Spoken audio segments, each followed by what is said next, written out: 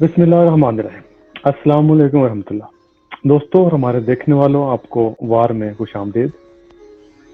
ہماری جو ڈبیٹ چل رہی ہے عدم برداشت اور ہمارا معاشرہ، یہ اس کڑی کی آج تیسری قسط ہے۔ میں آج آپ کو اپنے پارٹیسپینٹ کا تعارف کراتا چلوں کہ ہمارے ساتھ شامل گفتگو ہیں علی سجاد صاحب یو کے سے۔ علی سجاد صاحب سیاست، مذہب اور فلسفہ جو ہے ان کا خاص موضوع ہے۔ بہت سے ملکوں کی یہ سیر بھی کر چکے ہیں اور ان کی معاشرت اور ثقافت کو بڑے قریب سے ان کو دیکھنے کا موقع ملا اور خوب اچھی طرح جانتے ہیں۔ ان ملکوں میں خاص طور پر اسلامی ملکوں کی مذہبی معاشرت پر تاریخ کے تناظر میں ان کی بہت گہری نظر ہے اور آپ سینئر تجزیہ کار ہیں۔ دوسرے نمبر پر ہمیں جوائن کیا ہے راؤ محمود اکبر صاحب نے جرمنی سے۔ آپ ایک لمبے عرصے سے جرمنی میں رہ رہے ہیں اور آپ کی ہر دو معاشروں، اسلامی مذہبی اور مغربی سیکولر معاشروں کی قریب سے نظر ہے اور ان کو بہت قریب سے ان کو مطالعے کا موقع ملا ہے۔ آپ شاعر اور کالم نگار بھی ہیں۔ تو تیسرے نمبر پر ہمیں جو جوائن کیا ہے وہ ہے منصور ڈار صاحب ناروے سے۔ آپ معاشرتی تجزیہ کار ہیں اور معیشت اصل میں ان کا خاص موضوع ہے۔ معاشیات اور سیاسیات کا چولی دامن کا ساتھ ہے۔ اس پر ان کی بہت گہری نظر ہے۔ معاشیات کے زیر اثر ہونے والے تغیر و تبدل اور خاص طور پر گیم آف تھرونز کو یہ بڑی اچھی طرح جانتے ہیں۔ چوتھے نمبر پر ہمیں جوائن کیا ہے منور احمد ناصر صاحب نے ناروے سے۔ آپ پیشے کے لحاظ سے فارماسسٹ ہیں اور ریسرچر بھی ہیں، یعنی سائنسدان بھی ہیں۔ اپنی فیلڈ کی آپ ماہر ہیں۔ میڈیکل کی دنیا میں جو ترقیات اور ایجادات ہو رہی ہیں ان سے آپ ہم وقت جو ہیں وہ اپڈیٹ رہتے ہیں۔ سیاست، مذہب اور معیشت کس طرح میڈیکل کی دنیا پر اثر انداز ہوتی ہے یہ بڑی اچھی طرح جانتے ہیں۔ تاریخی تناظر میں ان کو سیاست اور مذہب پر خاص دسترس حاصل ہے۔ تو آئیے دوستوں سنتے ہیں ہمارے پارٹیسپینٹ کس طرح ہمارے موضوع عدم برداشت اور ہمارا معاشرہ کو اپنی ماہرانہ رائے کے مطابق بیان کرتے ہیں۔ تو چلیے آئیے، ہم نے جو بات ختم کی تھی لاسٹ ٹائم ہماری دوسری قسط میں، وہ بات ہم نے ختم کی تھی کانسٹیٹیوشن کے حوالے سے، جب پاکستان کو ایک اسلامک کنٹری جو ڈکلیئر کیا گیا، اس میں کس طرح ایک جو مغربی بنگال کے ایک اقلیت کے رکن تھے، ممبر پارلیمنٹ، انہوں نے کیا بات کی اور اس کے بعد پھر کیا ہوا۔ سجاد بھائی اس کے بات کر رہے تھے، تو ہم ان کی طرف چلتے ہیں کہ وہ اس کو کنٹینیو کریں، اور دوسرے جو ہمارے پارٹیسپینٹ ہیں ان سے درخواست ہے کہ اپنا سوال بے شک وہ تیار رکھیں اور کہیں بھی ان کو روک کر یا ان کی بات جیسی ختم ہوتی ہے تو آپ اپنا سوال جو وہ کر سکتے ہیں یا اپنی رائے دینا چاہیں تو پلیز۔ تو سجاد بھائی پلیز کنٹینیو۔ جی بہت شکریہ۔ ہم بات کر رہے تھے کہ پاکستان میں کس طرح کانسٹیٹیوشنلی ایسے امینڈمنٹس کی گئیں، آئین میں ایسی تبدیلیاں کی گئیں جس سے انتہا پسندی اور عدم برداشت کو کافی ہوا ملی اور اس کو ایک قانونی کور کے ذریعے لوگوں نے اپنے ذاتی مفادات کے استعمال میں پھر استعمال کیا۔ ایک جو بیسک پرنسپل ہے وہ یہ ہے کہ جب کبھی آپ ماضی میں دیکھتے ہیں کہ مذہبی لوگ یا سیاسی لوگ یا کسی بھی عقیدے سے تعلق رکھنے والے لوگ جب اپنے نظریے کو دوسرے پہ امپوز کر جاتے ہیں تو وہ ہمیشہ پرتشدد اور طاقت کے زور پہ ایسے ذرائع کا انتخاب کرتے ہیں جس سے دوسرے کی رائے اور آزادی اور نظریات کو یکسر مسترد کیا جائے۔ مثلاً مذہبی لوگ جو ہیں وہ کسی بھی فرقے کے، کسی بھی مذہب سے ان کا تعلق ہو سکتا ہے، وہ جب اپنے عقائد کو بزور شمشیر، بزور بندوق، بزور تلوار یا بزور دہشت گردی طاقت کے نفاذ کے لیے استعمال کریں تو یہ زیادہ خطرناک اس کے پہلو سامنے آتے ہیں۔ اور پاکستان میں بدقسمتی سے یہ تسلسل جو ہے ہم دیکھتے ہیں کہ اس کی کریشن سے ہی شروع ہوا۔ جیسے کہ پچھلی دفعہ بات ہوئی کہ قرارداد مقاصد کو امپوز کیا گیا یا اس کو لاگو کیا گیا اور اس کا بڑا خیر مقدم کیا گیا. اور بدقسمتی یہ ہے کہ وہ ایسے مذہبی نظریات رکھنے والے لوگوں کی طرف سے اس کا خیر مقدم کیا گیا جو پاکستان کی کریشن کی خلاف تھے. اچھا اور سجاد بھائی سوری ٹو انٹرپٹ، اس میں میرا خیال ہے قرارداد مقاصد کو جو آپ نے ابھی کہا ہے کہ امپوز کیا گیا یا لاگو کیا گیا، یہ اس کا تھوڑا سا بتا دیں قرارداد مقاصد ہے کیا آپ کی؟ قرارداد مقاصد جس کو انگریزی میں عام طور پہ آبجیکٹو ریزولوشن کہتے ہیں، یہ 1949 میں لیاقت علی خان کی کابینہ میں پیش کی گئی اور اس کی منظوری کی گئی.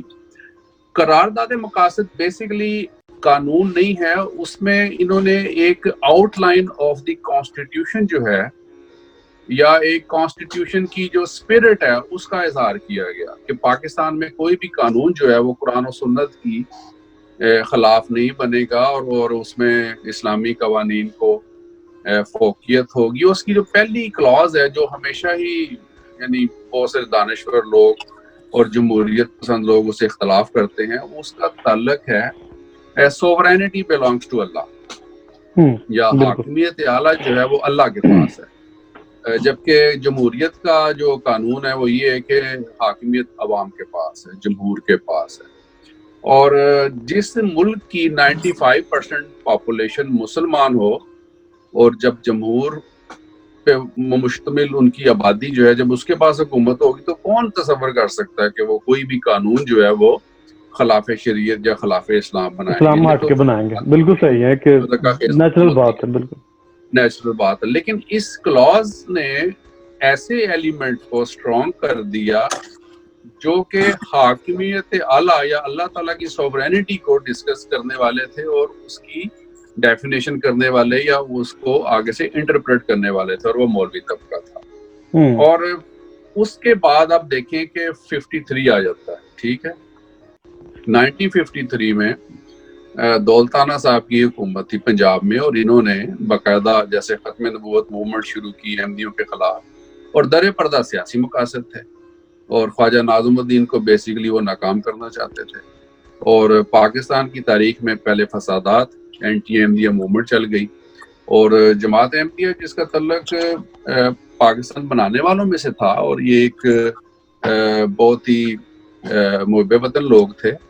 اور 53 میں آپ نے دیکھا کس طرح فسادات کے ذریعے جماعت احمدیہ کے لوگوں کو شہید کیا گیا اور ملک میں افراتفری، اور پہلا مارشل لا جو ہے وہ لاہور میں نافذ کیا گیا. گو کہ وہ جزوی مارشل لا تھا لیکن ایک راہ ہموار ہوگی مارشل لا کی، اور فوج کو یہ بھی اندازہ ہو گیا کہ بہت سارے معاملات ایسے ہیں جو کہ سول حکومت یا جمہوری لوگوں کے دائرہ اختیار میں یا کنٹرول میں نہیں ہیں، اور اس کے آگے سے پھر دوسرے بڑے خطرناک کانسیکوینسز سامنے آتے ہیں تاریخ میں.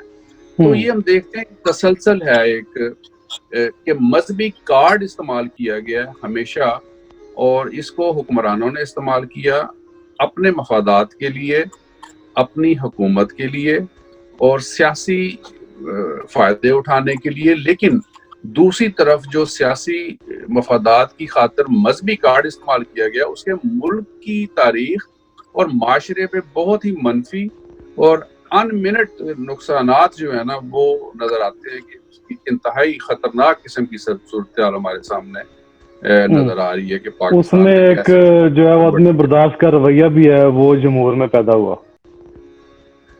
ظاہر ہے وہ اوپر سے نیچے تک عوام تک اوپر سے چیز جو ہے وہ حکمرانوں سے عوام تک سرایت کر جاتی ہے.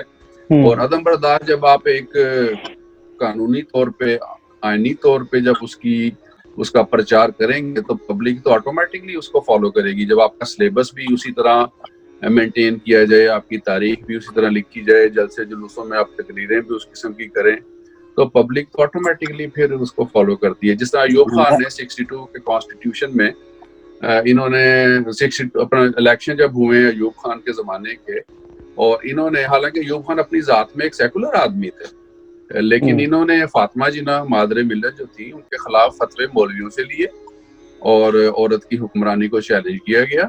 یعنی ایک سیکولر آدمی اور ایک ترقی پسند آدمی، وہ بھی جب مفادات اور حکومت کی باری آتی ہے تو وہ مذہبی کارڈ ہی استعمال کرتا ہے. اور یہ اچھا جو ہمارے ملک میں اسلامی نظریاتی کونسل ہے, اسلامک آئیڈیالوجی کونسل جو ہے, یہ بھی ایوب خان کا ہی دیا گیا تحفہ ہے جو آج تک اچھا ہمارے گلے پر. صحیح. اچھا ویسے یہ دیکھا گیا ہے پچھلی ڈسکشن میں بھی آپ نے یہ بیان کیا تھا کہ جو حکمران طبقہ رہا ہے, لیاقت علی خان ٹائپ, ابھی ایوب خان کی بات کی آپ نے, یہ یعنی خود تو سیکولر تھے, جیسے لیاقت علی خان صاحب جو ہیں وہ وسکی کے بڑے دل دادا تھے, یہ سب کو پتہ ہی ہے. اسی طرح دوسرے جو ایوب خان بھی تھے, ایوب خان اور یحییٰ خان, یہ مطلب ایسی بھٹو باتیں صاحب جو بھی تھے. بھٹو صاحب بھی تھے. تو یہ خود جو مذہبی طبقہ ہے, سوری مذہبی کہہ رہا ہوں, جو حکمران طبقہ ہے یہ خود تو اتنا سیکولر ہے اور نافذ کرنا چاہ رہا ہے شریعت کو, اور اس کی کیا بنیادی وجہ؟ بنیادی وجہ میں نے جیسے کہا, جو میں سمجھتا ہوں وہ پاور ہے, حکومت. اور جب آپ دیکھتے ہیں کہ آپ کی پبلک کا سٹف کیا ہے, اور بیسیکلی آپ کے پیچھے فیوڈل مینٹیلٹی ہے کہ لوگوں کو جاہل رکھو, لوگوں کو کنٹرول رکھو, ان کو ایجوکیشن بھی نہ دو, ان کو ذرائع بھی نہ دو, اور ان کو آپ صرف چند سکھوں کی خاطر یا چند حدیثوں کے پرچار کے بعد, چند آیتیں سنانے کے بعد جیسے مرضی آپ ان کو استعمال کر لیں. تو حکمران طبقے نے بدقسمتی سے پبلک کے ساتھ یہی ظلم کیا, اور یہ ہوتا آیا, شروع سے ہوتا آیا. اور برے صغیر کی تاریخ میں جب آپ دیکھیں کہ یہاں کی ہسٹری مسلمانوں کی ہمیشہ یہ رہی ہے, ڈاکٹر مبارک علی صاحب ہمارے استاد ہیں اور تاریخ کے بہت بڑا نام ہے ان کا نظریہ یہ ہے کہ ٹرائی اینگل جو رہی ہے حکمرانوں کی, اس میں ایک آٹوکریٹک کنگ, دوسری طرف اسٹرانگ آرمی, اور تیسری طرف کلرجی ملا. ٹھیک ہے, یہ انیکسٹ ٹرائی اینگل ہمیشہ جو ہے نا, یہ اپنے مفادات کا چکر چلا کے انہوں نے ہمیشہ حکومت چلائی ہے. یہ برِ صغیر میں مسلمانوں کا ایک عمومی تاثر, رجحان یا ایک بیہیویئر رہا ہے حکومت کرنے کے حوالے سے. اور یہی بات آپ دیکھیں کہ پاکستان بننے کے بعد یہی کچھ ہوا ہے کہ حکمرانوں نے ہمیشہ مولوی کو استعمال کیا فتوے کے لیے, اور امپوز کی چیزیں اسٹرانگ ملٹری کے ذریعے. یعنی ملٹری نے جو کچھ کیا پاکستان میں, اس کی ایک علیحدہ تاریخ ہے, وہ ہمارا آج کا موضوع نہیں ہے. لیکن اس کا سب سے نقصان یہ ہوا کہ پبلک میں جو اویئرنیس آنی چاہیے تھی, جو ایجوکیشن آنی چاہیے تھی, جو ٹالرنس آنی چاہیے تھی, جو ان کا لیول آف انٹلیکٹ ہونا چاہیے تھا, وہ بدقسمتی سے اس طریقے سے پروان نہیں چڑھ سکا جس طریقے سے اسے چڑھنا چاہیے تھا. بالکل صحیح بات ہے. اچھا اس میں ابھی ریسنٹلی میں نے ایک مولوی ٹائپ کہہ لیں یا ملا ٹائپ, اس کی ایک میں نے ویڈیو دیکھی ہے. میں محمود بھائی سے پوچھتا ہوں, چونکہ یہ مذہبی رویات اور نظریات کے اوپر کافی ماشاءاللہ گہری نظر رکھتے ہیں. اچھا اس میں وہ بیان کر رہا تھا کسی اپنے اسٹوڈنٹس کی نا بات سن کے, ان کو کہہ رہا تھا کہ اگر تم لوگ جو ہے وہ ان کے ساتھ فریق مخالف کے ساتھ مباہلہ کر رہے تھے یا مذہبی بحث کر رہے تھے, اور تم دلائل میں اگر فیل ہو گئے, انہوں نے تمہیں دلائل سے پچھاڑ دیا, تو تمہارا کام بنتا تھا کہ ان کو کم سے کم 2 جوتی مارو جا کے.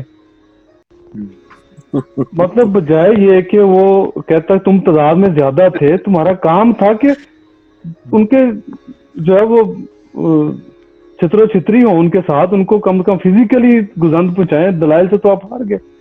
تو محمود بھائی یہ ذرا اس کے اوپر روشنی ڈالیں, اس نے یہ بات تو اس کا مقصد کیا ہے, وہ کیا پیدا کرنا چاہ رہا ہے؟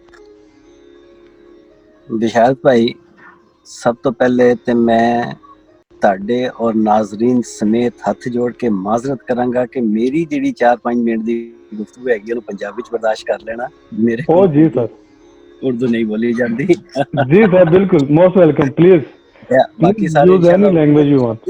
مینوں بھی درمیان دے وچ اگر عادت پے گئی تے میں بھی جڑا نا کوشش کراں گا کہ اردو دے وچ گل ہو سکے. بہرحال فی الحال تو معذرت. ٹھیک ہے, جس طرح تسی اپنے آپ کو صحیح طرح ایکسپریس کر سکو وہی ٹھیک ہے, پلیز. گل ہے کہ جس وقت ہنی سجاد صاحب بھی گل کر رہے سی نا, تے میرے ذہن دے وچ تواتر دے نال ایک سوال پیدا ہو رہا سی کہ اے دس رہے سی کہ صاحب اختیار لوکاں نے مذہب نو اپنے اقتدار نو دوام دین دے لئی لاٹھی ہار استعمال کیتا ہے. ہن ਇਸ ਜਗ੍ਹਾ ਦੇ ਉੱਤੇ ਸਵਾਲ ਇਹ ਵੀ ਪੈਦਾ ਹੋ ਰਿਹਾ ਸੀ ਮੇਰੇ ਜ਼ਿਹਨ ਦੇ ਵਿੱਚ ਉਸ ਵਕਤ। ਮੈਂ ਕਿਹਾ ਸੀ ਮੈਂ ਸਜਾਦ ਸਾਹਿਬ ਦੇ ਕੋਲੋਂ ਪੁੱਛਾਂਗਾ, ਬਲਕਿ ਮੇਰਾ ਇਹ ਸਵਾਲ ਹੀ ਸਮਝ ਲੈਣ ਔਰ ਬਾਅਦ ਦੇ ਵਿੱਚ ਇਸ ਨੂੰ ਦੱਸਣ ਕਿ ਜਿਸ ਤਰ੍ਹਾਂ ਸਾਡੇ ਉੱਤੇ ਇਲਜ਼ਾਮ ਲਗਾਇਆ ਜਾਂਦਾ ਹੈਗਾ ਕਿ ਉਹ ਮੁਕਤਦਰ ਤਾਕਤਾਂ ਜਿਹੜੀਆਂ ਨੇ ਉਹ ਜ਼ਿਆਦਾ ਅਕਲਮੰਦ ਨੇ ਜਾਂ ਅਸੀਂ ਜ਼ਿਆਦਾ ਬੇਵਕੂਫ ਹੈਗੇ ਹਾਂ ਕਿ ਜਿਹੜਾ ਉਹ ਸਾਨੂੰ ਇਸਤੇਮਾਲ ਕਰ ਲੈਂਦੇ ਨੇ।